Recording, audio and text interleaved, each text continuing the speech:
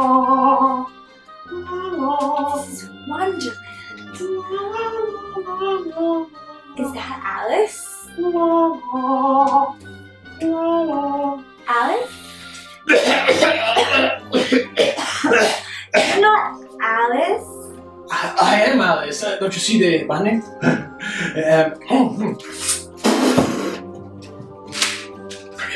here. You want a mushroom? Yes. Look at just a little mushroom. Come on, little girl. Have a mushroom. I'm Alice. Yes, very funny. Come on, have a mushroom. Have a mushroom. Eat the mushroom. Get the mushroom. You're not Alice. You're not. We'll give it away. Man, it's gonna be the dress. I shouldn't pick red.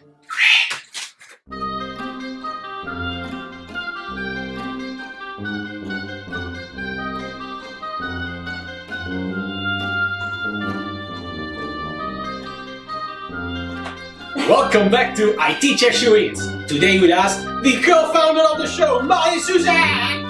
Thank you, Alberto. Alright, what game are we gonna be showing today? We have Alice in Shroomland, Spore Cultivation. What a long name. Designed by Nick Leo. Okay, the theme of the game. It is set in a surreal hallucinogenic world inspired by Alice in Wonderland. Of course. And a war where players can either cooperate against a common enemy or compete against each other for total destruction. Exactly. What about the artist, the art? The art is by Alicia Walkman. And the art, it fits the theme very well. It's very surreal, very colorful. And a lot of the cards make you laugh. So they're a little bit funny too. Yes. You'll be seeing right now some pictures, so I'm sure you'll be able to judge them yourself. Okay, categorizing. What type of game is Alice in Shroomland Spore Cultivation? It is a deck building card game. There's a little bit of card drafting. Yeah, you'll see at the beginning you get an option to choose between two characters. That would be your tripper, and there is some strategy there involved, of course. Mm-hmm. Strategy, of course. It's a game of strategy. Yep. And it also has a take that component. In the competitive mode, it's all based in hurting your opponent while trying to save yourself. Mm-hmm. Players, how many players can you play? It's 1 to 4 players in a cooperative game, and 2 to 4 in a competitive game. Let's go to the length. It gets a little tricky. Around 30 minutes, but you know how that goes. Yeah, like we play several games, and one was like a 15-minute game, another one 45, 50 minutes. So it really depends on your strategy, the game mode you choose, and so on. And who you're playing with. Haha, of course you are. But so the rules are simple. First of all, there are different victory conditions according to the game mode you choose. In the cooperative mode, players all together win if they defeat the enemy magic mushroom leader, and they all lose if they become unfortunately sober. Unfortunately sober is the term in the game to describe when you die, even though it's not irrevocable. There is a card that allows meaning of life. That's a card allows player to rescue their teammates. And you become unfortunately sober when, in any given turn, when drawing your cards, you draw and have to play 3 or more ouch cards. Ouch. And in the competitive mode, you win.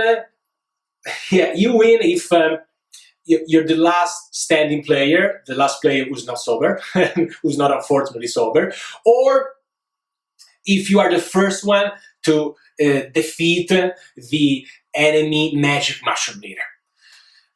There is a setup part, very important. Players together choose what faction they will be playing. Indicats trying to destroy Shroomland, or Sativats trying to save Shroomland, and the other faction is put aside to become the enemy deck together with other cards. And there is each player has a starter kit, identical, with some interesting cards. They allow for a component of strategy, and then as she said, there is a draft component. Players are randomly dealt 2 characters to choose from. They choose one that would be their tripper, and there is some strategy there too, because in the dimension cards where enemy would be moving, there are characters icons. If your character matches one of the icons on the dimension deck, you get to put there your meeple, and you might get extra shrooms, a particular bonus through the game. There is a play area with dimensions. As I told you, there is a dimension deck. Enemies enter the dimensions face down, and every turn they move, if they are not stopped by the last dimension, the hominous dark forest, they damage players. And there is also a market area with cards that are face up, player can purchase from. And on any given turn, the game is simple. Players draw 6 cards and play all of them. First, they resolve the card test, because as you will see, each card has a test with a unique ability. On the top left corner, a gold symbol, it tells you the cost of the card. On the top right corner, a shroom symbol. It tells you how many shrooms that card gives you that you can use to purchase cards or defeat enemies. Then you add up all the shrooms that your cards provide you with, and you can use them for any of the following. 1, you can purchase cards from the market. They go in the discard pile, eventually become part of your deck, like in any deck building game. 2, you can defeat an enemy card. Technically, you purchase it and move it into the unfortunately sober discard pile. If in the competitive mode, that's the huge take deck component. If you defeat a cursed card, you get to choose to give it to another player to put in the discard pile. It's a penalty card. That player would have to deal with a card. If it's another type of card, like a character, it goes in the unfortunately sober discard pile, and you get to give an ouch card to another player, putting it into this discard pile. So second option, defeating an enemy card. Third option, with 2 shrooms, you get to flip face up an enemy card, because enemy cards can be faced and defeated only if they are face up. They enter the dimension deck face down, and they are flipped face up only when they reach the last dimension. So it's up to you, players, to flip them out so you can fight them.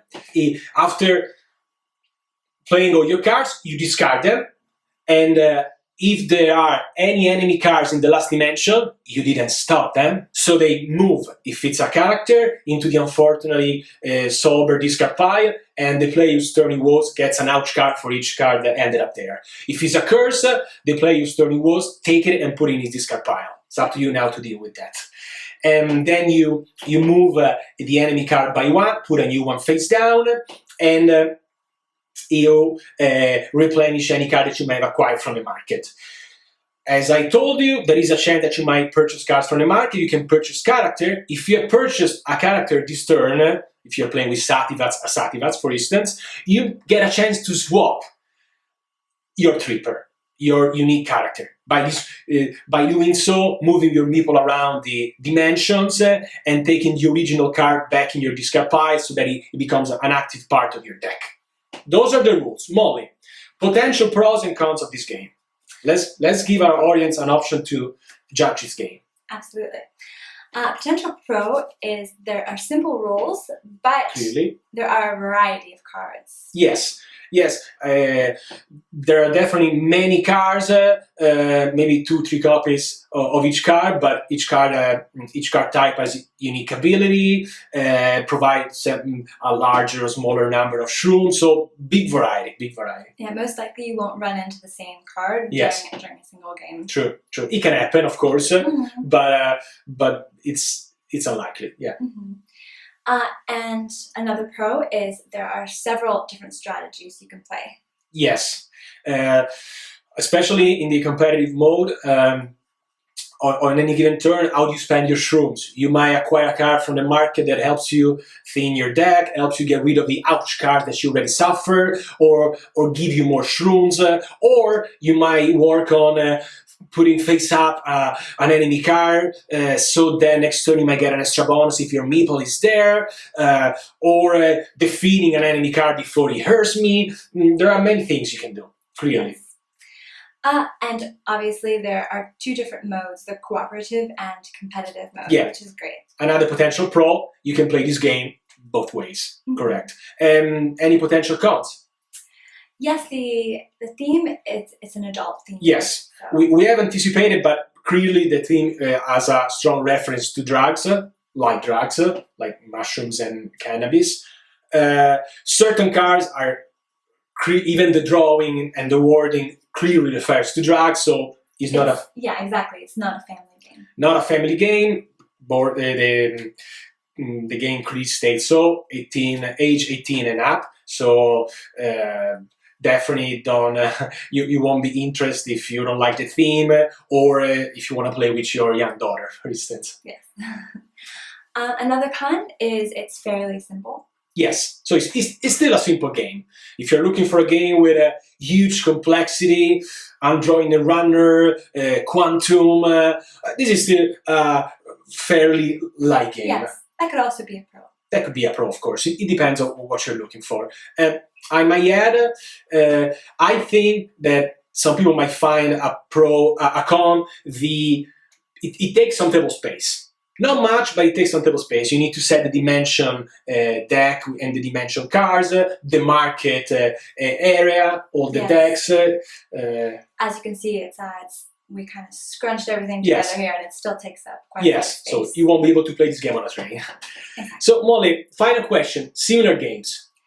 I would say Legendary is very similar. Yes, especially for the mechanics. Yes. The idea that your enemies get into a common area and move turn by turn unless you stop them, or else they will damage you, really, really reminds us of Legendary and all the Legendary series of games. I guess the deck building component is inspired, of course, by Dominion, so these are the names that come to our attention. All right, thank you, Molly, for being here. Thank you. And now that I look at you, you actually look kind of like Alice. Oh, thank you. I'm trying my best. Yeah, but the mad Alice, not the... All right, thank you guys for watching us. I teach her, she wins. Woo!